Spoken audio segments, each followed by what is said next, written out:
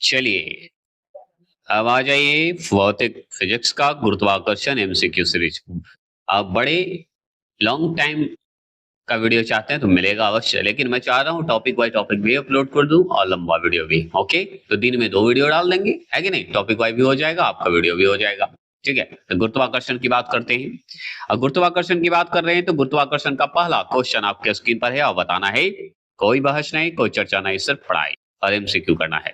बताइएगा, मुक्त टेस्ट दे रहे हैं। गुरुत्वाकर्षण बल किस स्थान पर अधिकतम होता है? मतलब गुरुत्वाकर्षण बल या किसी वस्तु का भार या किस स्थान पर अधिकतम होगा गुरुत्वाकर्षण या भार कहाँ पे होगा? बताइएगा, भूमध्य रेखा पर, ध्रुव पर, कहाँ पर? ध्रुव पर होता है। याद रखिएगा, गुरुत्वाकर्षण बल ध्रुव पर अधिकतम होता है। चलिए दूसरा प्रश्न आपके स्क्रीन पर है।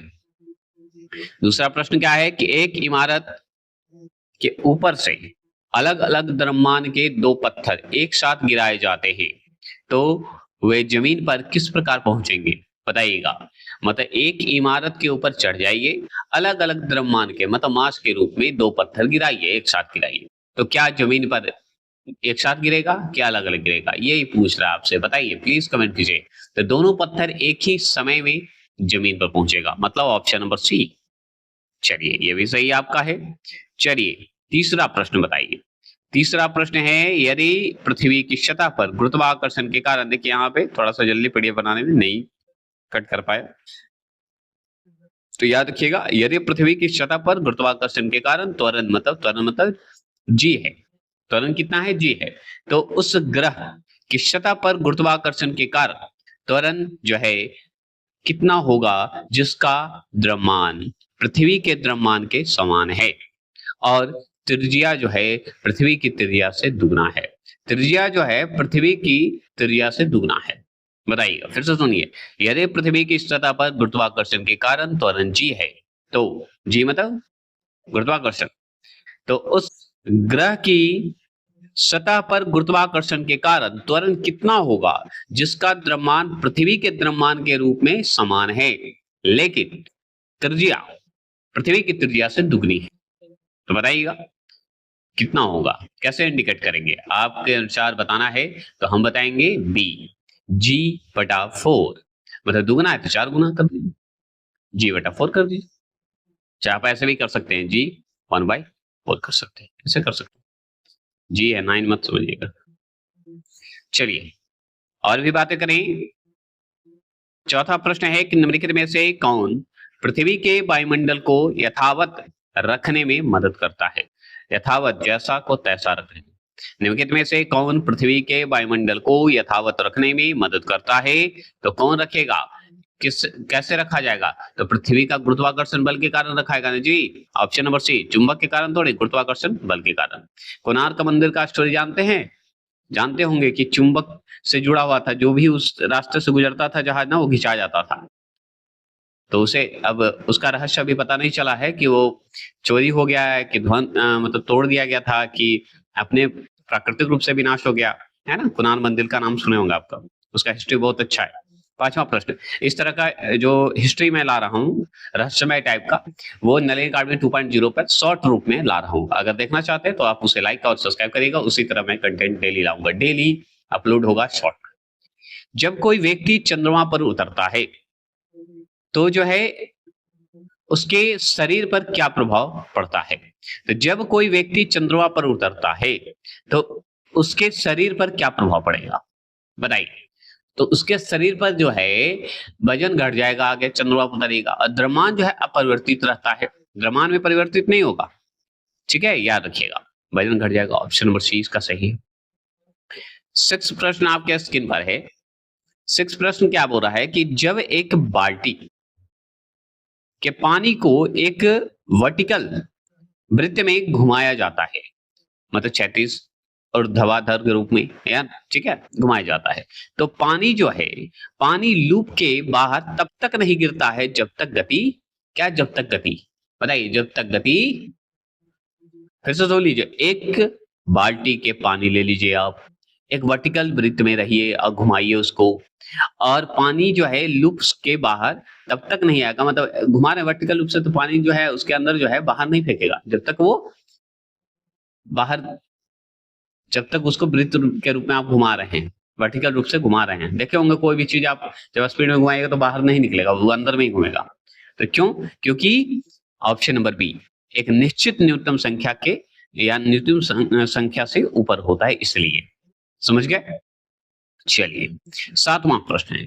सातवां प्रश्न है कि कक्षा में घूमते हुए अंतरिक्ष यान में भारहीनता की अनुभूति किसके कारण होती है? उसमें भार आपको अंतरिक्ष में जाए तो आप हल्का रहिएगा, उड़ते रहिएगा हवा में, है ना?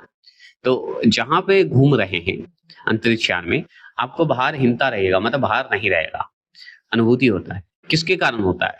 तो याद रखिएगा ऑप्शन नंबर बी जो लगाएंगे वो सही लगाएंगे। कक्षा में त्वरण और बाहरी गुरुत्वाकर्षण के त्वरण के बराबर होता है, इसलिए एक्सेलरेशन के बराबर होता है, इसलिए आपको भारहीनता अनुभव होता है, मतलब हल्का महसूस होता है। आठवां प्रश्न क्या है?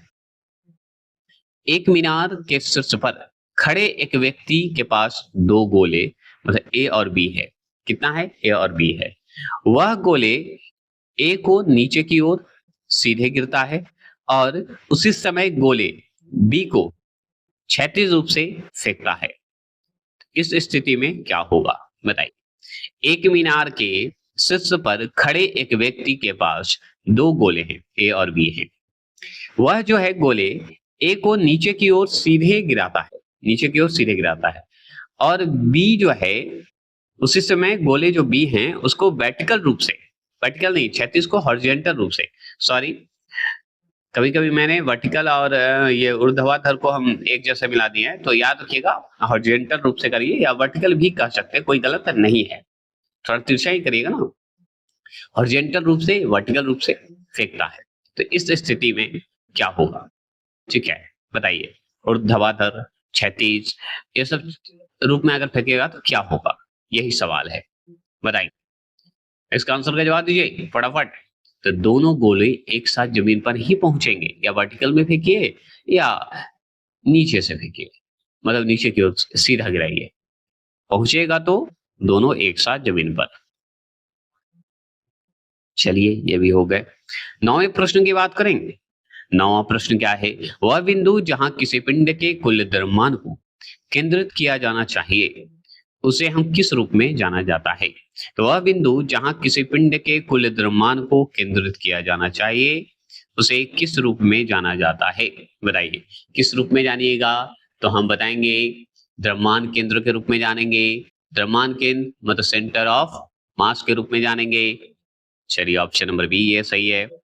कितने नंबर आते हैं आप कमेंट कीजिएगा, ठीक है।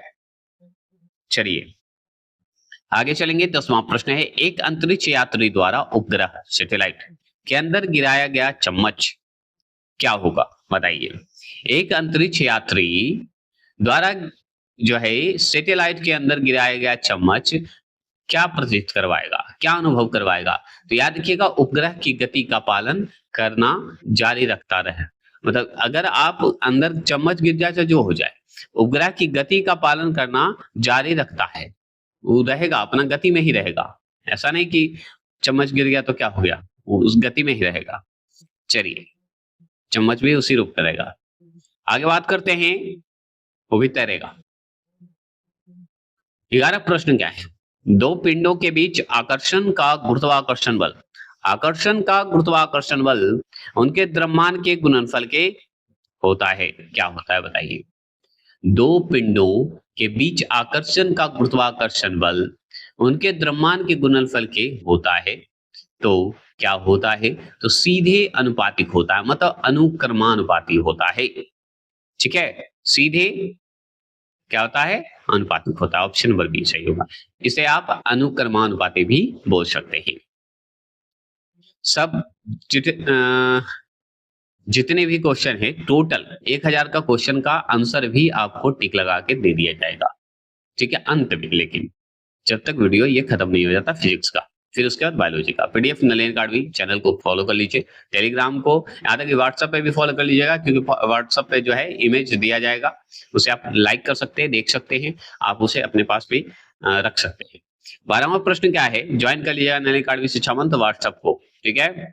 12वां प्रश्न है, एक लोहे की गेंद और एक ही त्रिज्या की लकड़ी की गेंद को जो है ऊंचाई h से निर्वात मतलब वैक्यूम में छोड़ा जाता है। एक लोहे की गेंद लीजिए और एक ही त्रिज्या की लकड़ी की गेंद ले लीजिए और ऊंचाई जो है h है मतलब हाइट में है, हाइट से जो है निर्वात में छोड़ दिया जाता है मतलब वैक्यूम में छोड़ दिया जाता है। उन दोनों को जो है धरातल पर पहुंचने में लगने वाला समय कैसा होगा? अगर वैक्यूम के माध्यम से फेंकिएगा दोनों को तो क्या समय सेम लगेगा? तो बिल्कुल बराबर ही लगेगा, कोई परिवर्तन नहीं होगा, बिल्कुल समय बराबर होगा, मतलब बिल्कुल बराबर समय लगेगा। क्लियर हो गए? चलिए ऑप्शन नंबर आपका सी इसका सही हो गया।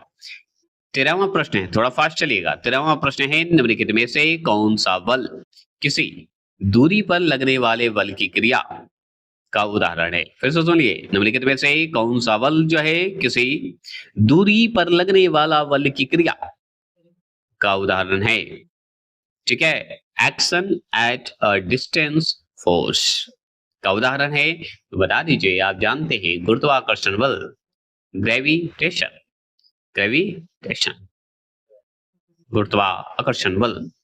चलिए 14वां प्रश्न बताइए, सभी मौलिक बलों फंडामेंटल जो फोर्स होते हैं में सबसे कमजोर बल कौन सा है? सबसे कमजोर फोर्स किसका है बता दीजिए सभी मौलिक में? तो गुरुत्वाकर्षण बल का सबसे कमजोर है भाई, ऑप्शन नंबर ए सही है। चलिए भी सही आप लगा दिए। 15वां प्रश्न बताइए, एक विमान ऊर्ध ऊर्ध्वाधर मतलब वर्टिकल रूप से घुमावदार वक्र है मतलब वर्टिकल लूप है, ठीक है, लूप कहिए वक्र कहिए एक ही है, में हवाई जो है कलाबाजी किस कारण से कर सकता है? हवाई जो है कलाबाजी किस कारण से कर सकता है? एक विमान जो होता है, जहाज जो होता है एक वर्टिकल लूप में है, तो हवाई जो कलाबाजी होता है, जो जहाज अपना हवा में कलाबाजी करता है, वो किस कारण से कर सकता है बताइए? तो गुरुत्वाकर्षण के कारण ही तो करता है। गुरुत्वाकर्षण मतलब अभिकेंद्रीय बल और गुरुत्वाकर्षण के कारण ही तो करेगा, ऑप्शन नंबर ए। चलिए 16वां प्रश्न आपके स्क्रीन पर।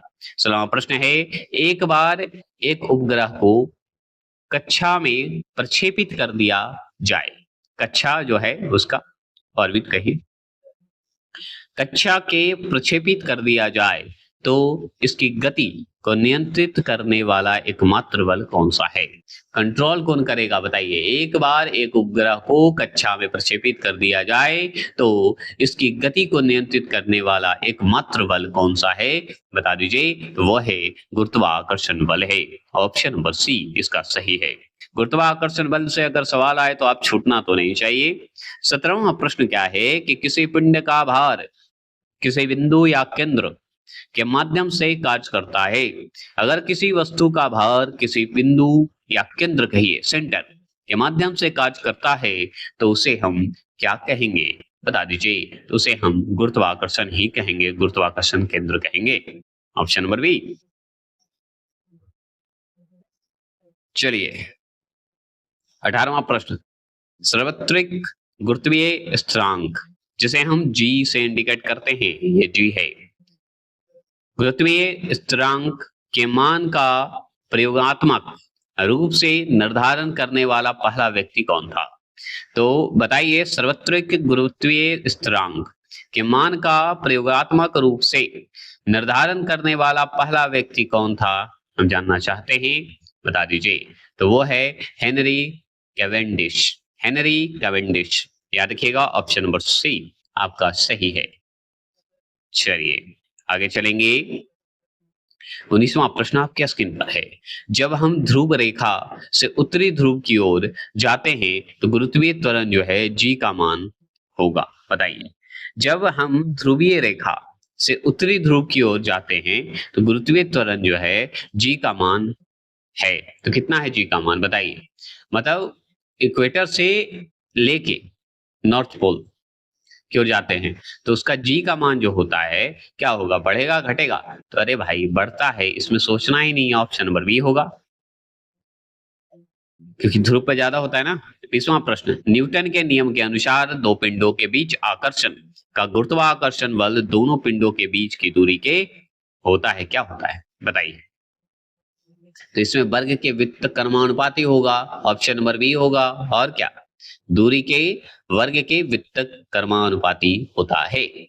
चलिए ऑप्शन नंबर बी इसका सही आंसर है। 21वां प्रश्न का जवाब दीजिए। 21वां प्रश्न आपके स्क्रीन पर है कि पृथ्वी की सतह पर गुरुत्वीय त्वरण जी का मान मुख्यतः जो है किस पर निर्भर करता है। पृथ्वी की सतह पर गुरुत्वीय त्वरण जी का मान मुख्यतः किस पर निर्भर करता है, हम जानना चाहते हैं, बताइएगा। तो ये है ऑप्शन नंबर बी, स्थान के अक्षांश और पृथ्वी के त्रिज्या पर। ठीक है, स्थान के जो है अक्षांश होगा और पृथ्वी की त्रिज्या पर आपको जी का मान आपको मुख्यतः निर्भर दिखेगा। याद रखिएगा कि ध्रुव पर अधिकतम होता है गुरुत्वाकर्षण, भूमध्य रेखा पर न्यूनतम होता है। इसलिए भूमध्य रेखा से नॉर्थ पोल जब जाता है ध्रुव तक तो वो क्या होता है, बढ़ता है, और अगर ध्रुव से भूमध्य रेखा पर आएगा तो घटेगा। बस इतना ध्यान रखना है, ऐसी चीज को घुमाते रहता है। 22वां प्रश्न है गुरुत्वाकर्षण का नियम किसने दिया था। गुरुत्वाकर्षण का नियम देने वाला व्यक्ति का नाम बता सकते हैं क्या, बताइए। तो हम बताएंगे आइजैक न्यूटन। आइजैक न्यूटन ने दिया था, ये बात भी आप जानते हैं। 23वां प्रश्न की बात करेंगे। 23वां प्रश्न है किसी वस्तु के द्रव्यमान मतलब मास के बराबर निम्नलिखित में से क्या सत्य है। तो किसी वस्तु के द्रव्यमान के बराबर द्रव्यमान के बारे में निम्नलिखित में से क्या सत्य है। अगर आपसे पूछे तो बताना है यह स्थिर रहता है, यह जो है स्थिर रहता है, यह हमेशा स्थिर रहता है। चलिए और भी सवाल करते हैं और अच्छे सवाल करते हैं कि 24वां प्रश्न है कि विराम अवस्था में लिफ्ट में भौतिक संतुलन द्वारा मापा गया एक पिंड का द्रव्यमान जो है m पाया जाता है। द्रव्यमान मतलब मास m पाया जाता है। यदि लिफ्ट एक त्वरण है, त्वरण को इंडिकेट करते हैं a से, a के साथ ऊपर जा रही है तो इसका द्रव्यमान कितना मापा जाएगा। तो द्रव्यमान इसका कितना मापिएगा, तो हम बताएंगे इसका मापने का द्रव्यमान जो है m है, m है, बस m ही होगा और कुछ नहीं होगा। ऑप्शन नंबर सी होगा। मतलब कि आप ऑप्शन देखिए, क्या ये होगा, ये होगा नहीं, क्योंकि द्रव्यमान कितना मापा जाएगा, तो द्रव्यमान तो m होगा, क्योंकि द्रव्यमान कभी नहीं बदलता, केवल आभासीय भार बदलता है। याद रखिएगा, द्रव्यमान नहीं बदलेगा। देखे है नहीं, गुरुत्वाकर्षण में अगर आप अंतरिक्ष में जाइए तो अपरिवर्तित रहता है। चलिए 25वां प्रश्न क्या है, किसी पिंड का भार अधिकतम होता है। तो किसी पिंड का भार या किसी गुरुत्वाकर्षण का जो है बल, गुरुत्वाकर्षण बल अधिकतम कहाँ होगा। अरे भाई अभी ध्रुव पे पढ़े ना जी, ध्रुव पर अधिकतम होता है। ऑप्शन नंबर बी है कि नहीं। चलिए बहुत बढ़िया। 26 सवाल आपके स्क्रीन पर है कि चंद्रमा के गुरुत्वाकर्षण के बारे में निम्नलिखित में से कौन सा कथन सही है, बताइए कौन सा कथन सही है, बता सकते हैं, बताइए। चंद्रमा के गुरुत्वाकर्षण के बारे में निम्नलिखित में से कौन सा कथन सही है, बताइएगा। तो हम बताएंगे ऑप्शन नंबर बी लगा दीजिए, 1/6 भाग है। कहाँ है, ऑप्शन नंबर बी, चंद्रमा पर गुरुत्वाकर्षण बराबर पृथ्वी के गुरुत्वाकर्षण का 1/6 भाग है, यही आंसर है। चलिए 27 सवाल है। 27वां प्रश्न, 27वां प्रश्न को देखिए, जल्दी जल्दी जवाब दीजिए। रॉकेट जो है किस सिद्धांत पर काम करता है, रॉकेट किस सिद्धांत पर काम करेगा, न्यूटन के तीसरे नियम पे जानते हैं, संवेग संरक्षण जिसे बोलते हैं। चलिए और याद रखिएगा, संवेग की भूमिका हमेशा होगा, प्रथम में कहिए, द्वितीय में कहिए, तृतीय में कहिए, संवेग की भूमिका होती है, लेकिन तृतीय में सबसे ज्यादा भूमिका होती है। क्रिया प्रतिक्रिया की बात है ना, तो संवेग संरक्षण की प्रक्रिया ज्यादा भूमिका होता है, बस इतना ही ध्यान रखना है। ऐसा नहीं कि समझिएगा कि गलत बताया गया है। 28 का सवाल का जवाब करें, पृथ्वी के गुरुत्वाकर्षण क्षेत्र की तीव्रता कहां पर अधिकतम होती है। देखिए आगे चलेंगे, देखिए फिजिक्स का खत्म होते ही बायोलॉजी चलेंगे और केमिस्ट्री चलेंगे। याद रखिएगा, गुरुत्वाकर्षण बल का परिमाण किसके बराबर होता है, गुरुत्वाकर्षण का जो है परिमाण किसके बराबर होगा, हम जानना चाहेंगे। 29 का सवाल का जवाब दीजिए, तो हम बताएंगे ऑप्शन नंबर ए, गुरुत्वाकर्षण बल के कारण द्रव्यमान और त्वरण का गुणनफल होगा। याद रखिएगा, तो गुरुत्वाकर्षण बल के कारण द्रव्यमान और त्वरण का गुणनफल होगा। गुणनफल मतलब F बराबर होता है mg। याद रखिए, मास गुने, याद रखिएगा क्या होगा, बताइए, ग्रेविटी। चलिए 30वां प्रश्न है, 30वां प्रश्न क्या है सुनिए, कि पृथ्वी में जो है किसी पिंड का भार अधिकतम होता है, तो कहां पे अधिकतम होगा। बताइए तो 30वां प्रश्न का सतह पर अधिकतम होगा, ये हम जानते हैं। अगर पृथ्वी का किसी पिंड पे अगर भार पूछे, वस्तु का भार, तो पृथ्वी पे सतह पर होगा। 31वां प्रश्न क्या है बताइए? 31वां प्रश्न है कि एक मिनट रुक जाइए, थोड़ा सा और स्मॉल कर दूं क्या? चलिए 31। एक व्यक्ति चंद्रमा की सतह पर पृथ्वी की तुलना में अधिक ऊंचाई छलांग लगा सकता है, क्योंकि अधिक ऊंचाई पर छलांग क्यों लगा सकता है पृथ्वी के मुताबिक? बताइए तो, आप अच्छे से जानते हैं इसके बारे में, है ना? तो चंद्रमा में गुरुत्वाकर्षण के कारण जो है त्वरण जो होता है, एक्सीलरेशन जिसे बोलते हैं, पृथ्वी की तुलना में कम होता है। तो ऑप्शन नंबर सी इसका सही आंसर है। चलिए, ये भी बात सही हो गई। 32 सवाल का जवाब दीजिए। 32 क्या है कि एक लिफ्ट में एक आदमी का आभासीय भार वास्तविक भार से कम है, मतलब काल्पनिक भार से वास्तविक भार जो है, काल्पनिक भार है, ठीक है, और वास्तविक भार से कम होता है। जब कब होता है बताइए? आभासीय मतलब आभास, ऐसे याद रखिए। तो लिफ्ट तेजी से नीचे जब जा रहा होगा तब आपको कम लगेगा, हल्का महसूस होगा। तो ऑप्शन नंबर क्या होगा इसका? लिफ्ट तेजी से नीचे जा रहा हो तब आपको महसूस होगा कि हम हल्के हो गए हैं, है ना? क्या हो गए हैं? हल्के हो गए हैं। 33वां प्रश्न। 33वां प्रश्न है कि स्वतंत्र रूप से गिरने वाले पिंड द्वारा तय की गई दूरी किसके समानुपाती होता है? किसके समानुपाती होता है बता दीजिए, हम जानना चाहते हैं। तो गिरने के समय जो होते हैं, गिरने के समय के वर्ग के, है ना, यही आंसर होगा। तो गिरने के समय का जो वर्ग होता है उसके समानुपाती होता है ना? ठीक है, ऑप्शन नंबर बी होगा। चलिए 34 सवाल है। बारिश की बूंदे बड़ी ऊंचाई से गिरती है, तो इसके बारे में कौन सा कथन सत्य है बताइए? बारिश की बूंदे ऊंचाई से गिरती है, तो इसके बारे में कौन सा कथन सत्य होगा बताइए? 34 का जवाब दीजिए, हम जानना चाहते हैं। तो वे जो हैं, आपका ऑप्शन नंबर बी सही होगा, ये तो आपको पता हो गया।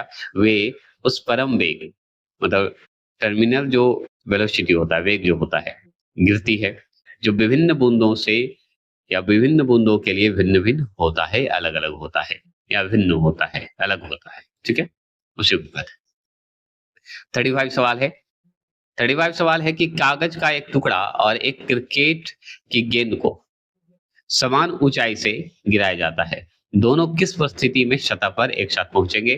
तो हम बहुत अच्छे से जानते हैं इसके बारे में कि निर्वात में गिरने पर दोनों एक साथ गिरेंगे, अन्यथा नहीं गिरेंगे। वैक्यूम के माध्यम से अगर गिराएगा तो एक साथ गिरेंगे। चलिए 36 सवाल है आपके स्क्रीन पर। 36 सवाल क्या बोलता है बताइए? कि यदि गुरुत्वीय नहीं होता तो द्रव के लिए क्या नहीं होता? अगर गुरुत्वीय नहीं होता, जी का मान नहीं होता, मतलब जी नहीं होता, तो द्रव के लिए क्या नहीं होता? तो हम बताते उत्प्रणोद नहीं होता, मतलब कि आप इसे अब वेड थ्रस्ट बोल दीजिए या फोर्स बोल सकते हैं, ठीक है? वेवंट फोर्स भी बोला जाता है, वेवंट फोर्स भी बोल सकते हैं आप। वेवंट फोर्स नहीं होता, याद रखिएगा। तो ऑप्शन नंबर बी इसका सही आंसर है। चलिए वॉयंट, चलिए आगे चलते हैं। 37 सवाल है। पृथ्वी के केंद्र में किसी पिंड का भार क्या होगा? पृथ्वी के केंद्र में किसी पिंड का भार क्या होगा बता दीजिए? तो शून्य होगा, ये तो आप अच्छे से जानते हैं, ऑप्शन नंबर सी आपका सही आंसर है। अगर मान लीजिए 39 सवाल की बात करेंगे। 39 सवाल है कि एक चट्टान के किनारे पर खड़े एक आदमी एक निश्चित गति से के साथ एक पत्थर को लंबवत ऊपर की ओर फेंकता है, फिर वह उसी गति से एक और पत्थर नीचे की ओर फेंकता है, तो जमीन से टकराने पर दो पत्थरों की गति का अनुपात ज्ञात कीजिए। बताइए, एक चट्टान के किनारे पर खड़ा एक आदमी एक निश्चित गति के साथ एक पत्थर को लंबवत ऊपर की ओर फेंकता है, फिर वह उसी गति से एक और पत्थर जो है नीचे की ओर फेंकता है, तो जमीन से टकराते या टकराने पर दो पत्थर की गति का अनुपात क्या होगा? रेशियो क्या होगा बता दीजिए? बताइए। एक रेशियो एक होगा, एक अनुपात एक होगा, ऑप्शन नंबर सी। चलिए आगे चलेंगे। 39 सवाल आपके स्क्रीन पर आ चुका है। थोड़े जोश और एनर्जी के साथ चलते हैं, नहीं तो सुस्त हो जाएंगे हम, तो आप भी सुस्त हो जाएगा, है ना? नहीं होने देंगे आपको सुस्त। पृथ्वी के व्यास पर कितना जो भाग है चंद्रमा का व्यास है? पृथ्वी के व्यास का कितना भाग चंद्रमा का व्यास है? बताइए जोश और एनर्जी के साथ। 1/4 है। 1/4 है, क्योंकि ऑप्शन नंबर बी है। चलिए 39 का आंसर का जवाब बी जो लगाए वो सही लगाए। 40वां प्रश्न आ चुके हैं। चंद्रमा पर किसी वस्तु का भार पृथ्वी पर उसके भार के बराबर होता है, तो कितने भार के बराबर होगा? तो 1/4 ही होना चाहिए। क्या लगता है आपको? नहीं, 1/6 होंगे। याद क्या है? 1/6 होगा। मतलब चंद्रमा पर किसी वस्तु का भार पृथ्वी पर जो है उसके भार का 1/6 के बराबर होता है, याद रखिएगा।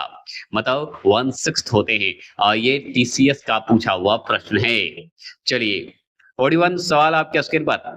41 सवाल है कि यदि किसी वस्तु का द्रव्यमान मतलब मास पृथ्वी पर 60 किग्रा है, तो चंद्रमा पर उसका भार कितना होगा? बताइए। ये न्यूटन में बताना है, एन में बताना है। तो हम जानते हैं अच्छे से, जब हमारा पृथ्वी पर जो है 6 किग्रा है, तो चंद्रमा पर उसका भार कितना होगा? अरे भाई, इसको कर दीजिए गुना। कितना से? 60 गुने 10 से कर दीजिए, तो न्यूटन निकल जाएगा। किग्रा है ना? और चंद्रमा का भार निकालना, तो पृथ्वी का भार जो पता है कितना है? बताएं? बता सकते हैं? तो देखिए आगे हम निकालेंगे पृथ्वी का भार। तो पृथ्वी का भार बराबर लिखेंगे 60 गुने 10, हो जाएगा 600 न्यूटन। चलिए ये हो गए। अब हमको निकालना क्या पूछा? क्या है? चंद्रमा का भार पूछा है कितना होगा। तो चंद्रमा का भार होगा तो 600 से बटा 6 से भागा दीजिए। 1/4 1/6 पढ़े थे ना जी अभी जस्ट, क्वेश्चन नंबर 40 वही है। तो 6 से भाग दे दीजिए तो आ जाएगा 100। तो 100 न्यूटन होगा ऑप्शन नंबर सी। ज्यादा डिटेल स्पेशली मैथ पढ़ाऊंगा तब करवाऊंगा, अभी नहीं। चलिए 42 सवाल आपके स्क्रीन पर है। 42 सवाल आपके स्क्रीन पर है जी। 42 क्या है सुनिए। यदि पृथ्वी की सतह पर गुरुत्वाकर्षण बल के कारण त्वरण जो है जी मतलब जी का मान गुरुत्वाकर्षण, जी ग्रेविटी, तो उस ग्रह की सतह पर गुरुत्वाकर्षण के कारण त्वरण त्वरण मतलब ए कितना होगा, जिसका द्रव्यमान पृथ्वी के द्रव्यमान के समान है और त्रिज्या पृथ्वी की त्रिज्या से आधी है। पृथ्वी की त्रिज्या से आधी है मतलब 1/2 है ना जी? यही ना बोलेंगे? हाँ बोलेंगे। अब सुन लीजिए कि जब हमारा पूछ रहा है कि यदि पृथ्वी की सतह पर गुरुत्वाकर्षण के कारण त्वरण मतलब जी है, तो उस ग्रह की सतह पर गुरुत्वाकर्षण के कारण त्वरण कितना होगा, जिसका द्रव्यमान पृथ्वी के द्रव्यमान के समान है मतलब बराबर है। लेकिन त्रिज्या पृथ्वी की त्रिज्या से आधी है, तो आधी है और त्वरण पूछ रहा है तो 4 कर दीजिए। तो 4g है, या देखिए 4g है ना, दुगना कर दीजिए, आधी है तो 4। चलिए त्वरण अगर पूछे तो आगे चलेंगे। 43 सवाल आपके स्क्रीन पर। पृथ्वी की सतह के गुरुत्वाकर्षण बल के कारण त्वरण जी का मान क्या होगा? तो जी का मान तो हम जानते हैं, ग्रेविटी का मान जानते हैं 9.8, और क्या होगा? तो 9.8 मीटर सेकंड स्क्वायर होगा। सेकंड स्क्वायर हो जाएगा, यहाँ पे नहीं, ऑप्शन नंबर ए सही होगा। मीटर सेकंड स्क्वायर होगा, याद क्या सेमी स्क्वायर नहीं। चलिए 44वां प्रश्न आपके स्क्रीन पर। सैटेलाइट के अंदर एक व्यक्ति भारहीनता महसूस करता मतलब हल्का महसूस करता है, क्योंकि पृथ्वी के कारण आकर्षण बल। क्या आकर्षण बल? इतने सवाल पूछे हैं और किस किस तरह से पूछे हैं। प्रीवियस ईयर एक तरह से क्वेश्चन है ब्लैक बुक का, समझ गए? उसी का मैंने एमसीक्यू कन्वर्ट किया है, बस वो वन लाइनर है, मैंने एमसीक्यू तैयार किया है। बताइए। और अगर ब्लैक बुक का लेना भी होगा तो मेरे लिंक में दिया हुआ है, ब्लैक बुक ले सकते हैं। इंग्लिश हिंदी जो भी लेना है ब्लैक बुक का, जीके जर्नल रेलवे एसएससी जिसका लेना ले सकते हैं। यही। और ये मत सोचिए मैंने प्रचार ब्लैक बुक का हमको बोला है ब्लैक बुक वाला प्रचार किया, नहीं, और लिंक में दे दिए हैं कि आपको आसानी से खरीद सके। और उसका एमसीक्यू एक एक लाइन का मैंने एमसीक्यू तैयार किया, अब जाके देख सकते हैं। वन लाइनर को कन्वर्ट किया बस। चलिए, लेकिन मैं ब्लैक बुक अच्छा बुक है इसलिए मैं उन्हें बता रहा हूं कि ले लीजिए।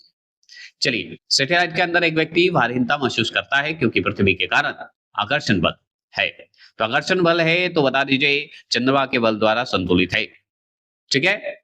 क्या ये बात सत्य है? नहीं, उस जगह पर शून्य है इसलिए।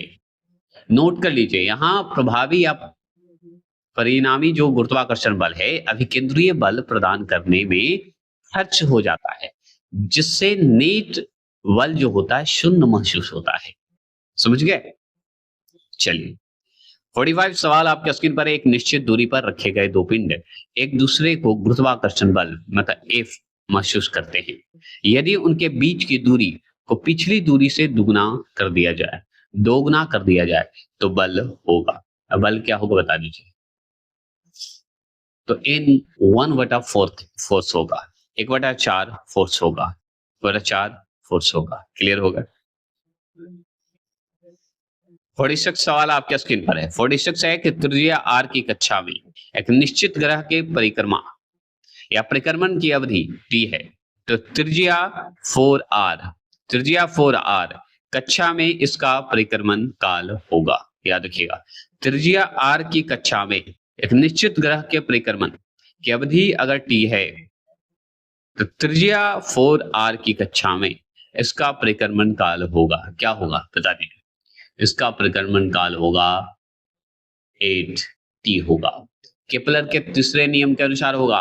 केपलर का तीसरा नियम के अनुसार अगर सूत्र देखें ना तो t square alpha r Q होता है, इसलिए 8 होगा। 2 का क्यू कर दीजिए t का मान और r क्यू कर दीजिए, है ना। सॉरी r का सॉरी यहाँ पे t तो रहने दीजिए और r का क्यू कर दीजिए। 8t होगा, 8t होगा केपलर के तीसरे के अनुसार। ठीक है, क्लियर। चलिए आगे। ठीक है, अब 47 सवाल आपके स्क्रीन पर है। 47 सवाल क्या है कि ग्रहों की गति के केपलर के नियम में कहा गया है कि समय अवधि का वर्ग किसके समानुपाती होता है। मतलब कि t पे पावर यहाँ पे लिखा हुआ है, ये थोड़ा सा मैं इसे क्लियर कर दूं, t पे पावर स्क्वायर लिखा हुआ है, तो किसके समानुपाती होता है आपसे ये पूछ रहा है। बताइएगा। एक ऑप्शन नीचे है जो दिख रहा हो तो ठीक है, नहीं दिख रहा है तो कोई बात नहीं, मैं उसे कर दूंगा। तो ग्रहों की गति के केपलर के नियम ने कहा है या नियम में कहा गया है कि अवधि का वर्ग जो है, अवधि का वर्ग मतलब टी स्क्वायर। मैंने सूत्र शुरू में बताया था, मैंने आधा उसे बताया, पूरा नहीं बताया। केपलर का स्क्वायर है कि T square alpha R cube है। ये केपलर का तीसरे नियम का अनुसार है। लेकिन यहाँ पे पूछा किसके समानुपाती है, तो हम बताएंगे अर्ध प्रमुख अक्ष के घन के हैं। अर्ध प्रमुख semi major axes, option number A होगा के समानुपाती होता है। ठीक है, क्लियर हो गए। आगे चलेंगे, वो तीसरे थे नियम सूत्र का। आगे चलेंगे और भी बातें करेंगे, और भी है केपलर के नियम का स्पेशल वीडियो अगर चाहते हैं तो हम बना देंगे, रहस्यमय टाइप का बना देंगे, है कि नहीं, जो हमने नलिनी अकाडमी 2.0 पे शुरू किया है शॉर्ट में। अब 49 की बात करेंगे, उससे अच्छा 48 को आगे देख लेते हैं। तो 49 सवाल देखेंगे कि दो पिंडों के बीच आकर्षण के गुरुत्वाकर्षण बल के बारे में कौन सा कथन सत्य है, तो हम पढ़ चुके हैं, बस ऑप्शन को घुमाया है। बता दीजिए, यह हमेशा आकर्षक होता है, यह हमेशा आकर्षक होगा, ये बात जानते हैं, अट्रैक्टिव होता है, बस इतना ही ध्यान रखना है। अगर मान लीजिए 49 सवाल आपके स्क्रीन पर है, या 49 पूछ रहा है कि ग्रहों की गति के नियम किसने प्रतिपादित किया है, किसने बताया है, बता दीजिए। तो ग्रहों की गति के नियम को बताने वाला और कोई नहीं, केपलर जी है। तो कौन केपलर है? जोहान्स केपलर है। ऑप्शन नंबर सी इसका सही है। आपको क्वेश्चन कैसा लग रहा है ये जरूर बताएंगे। अगर अच्छा लग रहा है तो सब्सक्राइब और लाइक करना ना भूलेंगे, क्योंकि नलिनी अकाडमी बिना मतलब का कंटेंट नहीं देता, याद रखिएगा। जो कंटेंट देता है वो 100% चैलेंज ठोक के कर सकता है कि आपका क्वेश्चन आएगा, अवश्य आएगा, इससे ज्यादा नहीं आएगा। 5 ऑप्शन हो या 10 ऑप्शन हो, नलिनी अकाडमी का ही क्वेश्चन आपको लड़ेगा। ये मैं कॉन्फिडेंस इसलिए नहीं बोल रहा हूँ क्योंकि आप अच्छे हैं और आप से बड़ा कोई लकी है ही नहीं, इसलिए मेरे लिए तो आप लकी हैं ही। तो मैं चाहता हूं आपके लिए मैं थोड़ा बन जाऊं। तो मैं, मेरे जितने भी हैं दोस्त मित्र या मेरे शिक्षक, मेरे स्टूडेंट जितने भी हैं, सब मेरे लिए मुझसे बड़े हैं, क्योंकि मैं उन्हें हर स्तर पर सम्मान देना चाहता हूँ। मेरे लिए अच्छा लगता है। मैं तो एक तुच्छ व्यक्ति हूँ। चलिए आगे चलते हैं, सब बकवास सुनते रहिएगा। कभी कभी बीच बीच में थकता हूँ तो बकवास करता हूँ, सुनते रहिएगा। 50वां प्रश्न है, ग्रहों की गति को नियंत्रित करने वाले नियम क्या कहलाते हैं? तो ग्रहों की गति को नियंत्रित करने वाले, कंट्रोल करने वाले नियम को क्या कहते हैं? बता दीजिए। क्या होगा? तो अरे भाई केपलर के नियम ही तो कहेंगे। Yes, option number B. Kepler से संबंधित सवाल छूटना नहीं चाहिए।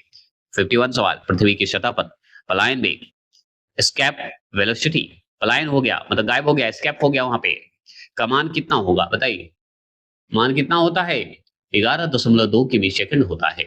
11.2 किमी सेकंड होता है। याद रखिएगा, रेलवे का सवाल है, याद रखने वाली बात है। 52 सवाल है। चंद्रमा की सतह पर पलायन वेग, एस्केप वेलोसिटी का अनुमानित मान क्या होगा बताइए? अनुमानित मान क्या होगा बताइए? तो अरे भाई 2.4 के भी सेकंड होगा। 2.4 के भी सेकंड है, ऑप्शन नंबर सी में है। चलिए 53 सवाल है। 53 है, भू स्थिर उपग्रह का परिक्रमण काल कितना होता है? भू स्थिर उपग्रह का परिक्रमण काल कितना होगा? अगर आप बता दें तो अच्छा होगा। 24 घंटा होगा, 24 आवर होंगे। अच्छा जी, और बताइए 54 सवाल आपके स्क्रीन पर है। हैली धूमकेतु का आवर्तकाल कितना होता है? हैली धूमकेतु का आवर्तकाल कितना होगा? तो 75 से 76 वर्ष होता है, जो कि 76 वर्ष में दिखा है। चलिए आगे बात करते हैं। 55 प्रश्न आ चुके हैं। गैनीमीड के बारे में कौन सा कथन सही नहीं है? गैनीमीड के बारे में बताइए। तो यह शनि के चारों ओर चक्कर लगाता है, ये सही नहीं है। ठीक है, डी आंसर है इसका। यहाँ पे देखिए, दिखा देता ये, यही आंसर नहीं है। ठीक है, याद रखिएगा। अब ये हो गए। गैनीमीड जो है पृथ्वी का है, जुपिटर का उपग्रह है, याद रखिए, शनि का नहीं है, सबसे पहली बात इसलिए। 56 क्वेश्चन नंबर आ चुके हैं, अब ज्यादा नहीं है गुरुत्वाकर्षण से। 56 सवाल है। यूरोप किस ग्रह का प्राकृतिक उपग्रह है? यूरोपा, यूरोपा जिससे नाम वाला है, यूरोपा, यूरोपा किस ग्रह का प्राकृतिक उपग्रह है बताइए? तो बृहस्पति का, बृहस्पति का है, जुपिटर का है। जुपिटर का यूरोपा के नाम से जाना जाता है। एक प्राकृतिक उपग्रह है यूरोपा। आप नाम सुने हैं? अब सुन लीजिए और सुन लीजिए। 57 सवाल है कि एक निश्चित पथ या कक्ष में सूर्य के चारों ओर पृथ्वी की गति को क्या कहा जाता है? पृथ्वी की गति को क्या कहिएगा बताइए? 57 का सवाल का जवाब दीजिए, बताइए तो हम बताएंगे। अरे भाई परिक्रमण, परिक्रमण कहेंगे, रेवोल्यूशन कहेंगे, रेवोल्यूशन कहेंगे, है ना, गुणा नहीं कहेंगे। और ये अंतिम सवाल है गुरुत्वाकर्षण का। फिर नेक्स्ट टॉपिक आएगा पदार्थों का गुण। और याद रखिएगा, अब दिन में 2 वीडियो आएंगे और खत्म किया जाएगा, तब आपके लिए आसान भी होगा। एक सुबह में, एक रात में, अवश्य आएंगे। बस आप फिर देखते रहिए, सब्सक्राइब करते रहिए, हौसला बढ़ाते रहिए, तो मैं वीडियो अपलोड करता रहूंगा। 58 सवाल है कि पृथ्वी की अपनी धुरी पर घूमने की अवधि या गति को क्या कहते हैं? बता दीजिए। तो घूर्णन काल कहते हैं। क्या कहते हैं? घूर्णन काल कहते हैं, रोटेशन कहते हैं। तो चलिए ये हो गए, आगे चले। और नेक्स्ट टॉपिक है भौतिक पदार्थों के गुण की बात करते हैं, एमसीक्यू की बात करते हैं।